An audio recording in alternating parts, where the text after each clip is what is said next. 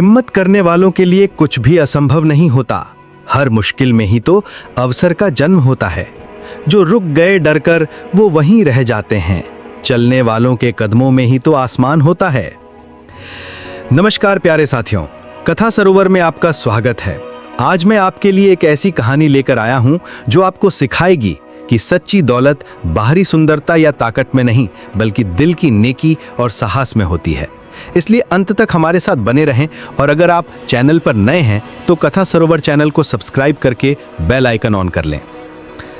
तो साथियों, एक समय की बात है। सुदूर उत्तर में पहाड़ों की तलहटी में बसे एक छोटे से गांव माधवपुर में किशन नाम का एक गरीब किसान रहता था। उसके 3 बेटे थे।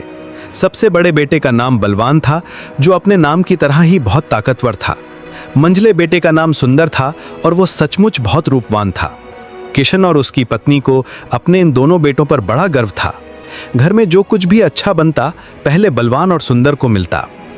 लेकिन उनका सबसे छोटा बेटा, जिसका नाम कवि था, इन दोनों से बिल्कुल अलग था।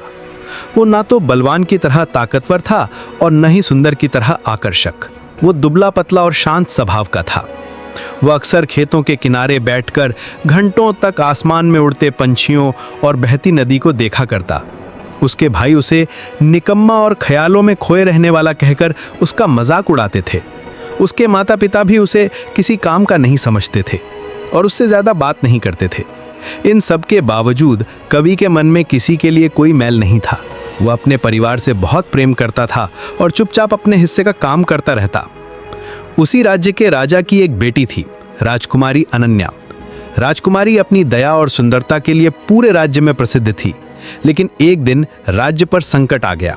एक दुष्ट जादूगर ने अपनी काली शक्तियों से राजकुमारी को एक कांच के पहाड़ की चोटी पर बने शीश महल में कैद कर दिया। वो पहाड़ इतना चिकना और सीधा था कि उस पर चींटी का चढ़ना भी नामुमकिन था।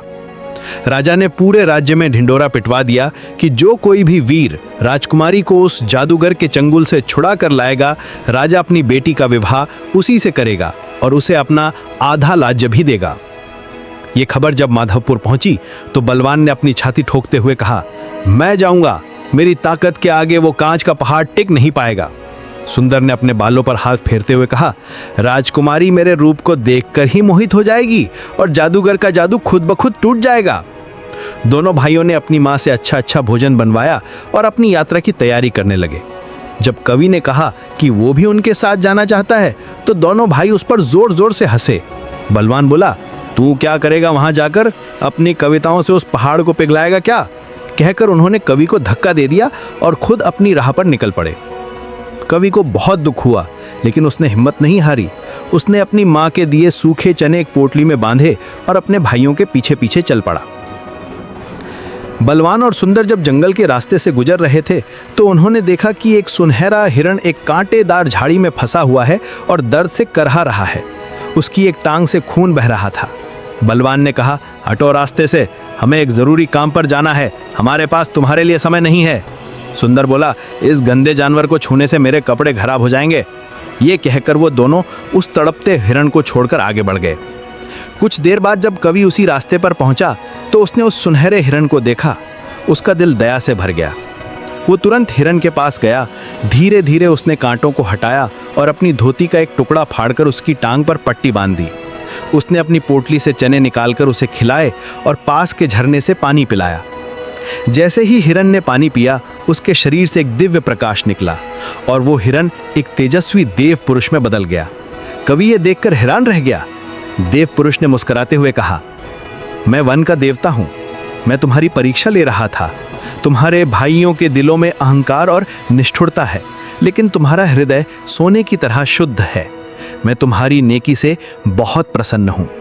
इतना कहकर देव पुरुष ने कवि के हाथ में एक छोटा सा चमकता हुआ बीज रखा और बोले, ये कल्प वृक्ष का बीज है। इसे जब तुम जमीन में रोपोगे तो इससे एक चमत्कारी पेड़ उगेगा। उस पेड़ से तुम जो भी सच्ची और नेक इच्छा मांगोगे वो पूरी होगी। जाओ पुत्र, तुम्हारी विजय निश्चित है। कवि ने उन्हें धन्यवाद दिया और वो बीज लेकर आगे बढ़ गया। शहर के पास पहुंचकर उसने वो बीज जमीन में रोप दिया। देखते ही देखते वहां एक विशाल और सुंदर वृक्ष उगाया, जिसकी पत्तियां पन्ने की तरह चमक रही थीं। कवि ने हाथ जोड़कर पेड़ से प्रार्थना की, हे कल्प वृक्ष, मुझे उस कांच के पहाड़ पर चढ़ने का कोई उपाय बताएं। तुरंत पेड़ की एक डाली से चमड़े के बने 2 जोड़ी जूते नीचे गिरे। जैसे ही कवि ने उन्हें पहना, उसके पैर जमीन से चिपकने लगे। वो समझ गया कि इन जूतों को पहनकर वो किसी भी सतह पर आसानी से चढ़ सकता है। कवि उन जादुई जूतों को पहनकर कांच के पहाड़ पर चढ़ने लगा। यह बहुत मुश्किल था, लेकिन जूतों की मदद से वो धीरे धीरे ऊपर बढ़ता गया। जब वो आधी ऊंचाई पर पहुंचा तो उसका सामना एक विशाल गरुड़ से हुआ, जिसकी आंखें अंगारों की तरह दहक रही थीं। वो जादूगर का पहरेदार था। कवि उसे देखकर डर गया, लेकिन फिर उसने अपने कल्प वृक्ष को याद किया। उसने मन ही मन प्रार्थना की, हे देव वृक्ष, इस प्रतापी जीव से मेरी रक्षा करें। तभी उसकी जेब में रखी पोटली में एक सुंदर बांसुरी अपने आप प्रकट हो गई। कवि ने कांपते हाथों से बांसुरी उठाई और उसे बजाना शुरू कर दिया। बांसुरी से इतने मधुर और शांत स्वर निकले कि उस विशाल गरुड़ का क्रोध शांत हो गया। वो अपनी आंखें बंद करके संगीत में डूब गया और कवि के लिए रास्ता छोड़ दिया। कवि आखिरकार पहाड़ की चोटी पर बने शीश महल पहुंच गया।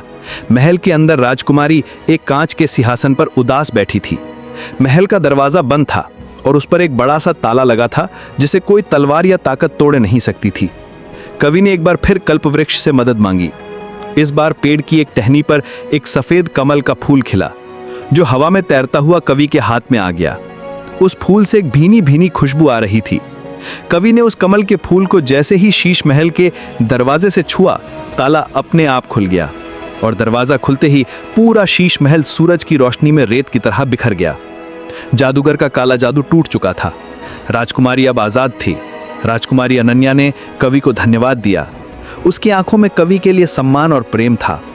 जब कवि राजकुमारी को लेकर नीचे उतरा तो राजा और पूरी प्रजा उसे देखकर हैरान रह गई। राजा अपनी बेटी को सुरक्षित देखकर बहुत खुश हुए। उन्होंने अपनी घोषणा के अनुसार बड़ी धूमधाम से राजकुमारी अनन्या का विवाह कवि के साथ कर दिया और उसे अपना आधा राज्य सौंप दिया।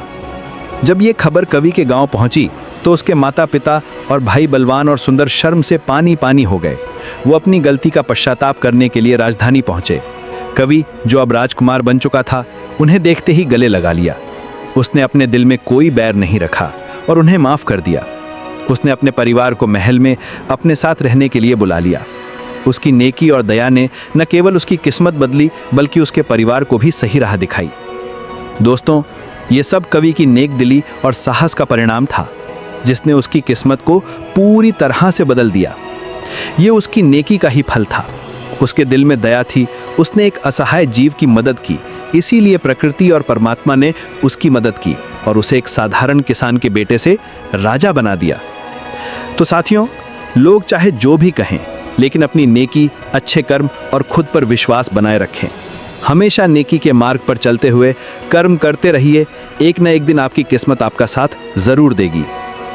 साथियों, कहानी पसंद आई हो तो इस वीडियो को लाइक करके कथा सरोवर चैनल को सब्सक्राइब जरूर कर लेना और साथ में बेल आइकन को भी दबा देना। मिलता हूं आपसे एक और प्रेरणादायक और मजेदार कहानी के साथ। धन्यवाद। जय श्री कृष्णा।